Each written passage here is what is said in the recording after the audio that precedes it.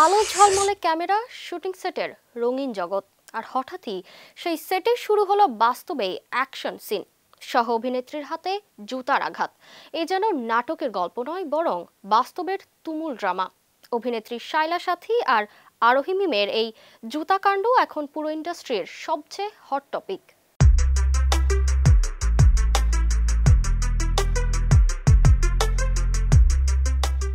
YouTube ট্রেন্ডে একের পর এক হিট নাটকে সাড়া জাগালেও এবার একেবারে ভিন্ন কারণে আলোচনায় শায়লা সাথী। কারণটার কিছু নয়, সহ অভিনেত্রী আরোহী মিমের জুতা ছোড়ার কারণেই। বসুন্ধরা টিস্যু অশুদ্ধতার বিরুদ্ধে এক বিন্দুও ছাড় নয়। এক সপ্তাহ নীরব থেকে অবশেষে মুখ খুলেন সাথী।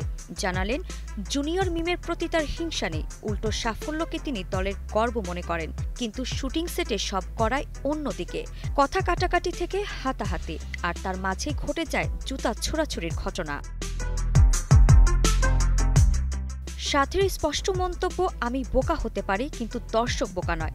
বলেন সিনিয়রের প্রতি এমন আচরণ অসম্মানজনক, একদিন মিম অনুতপ্ত হবেই।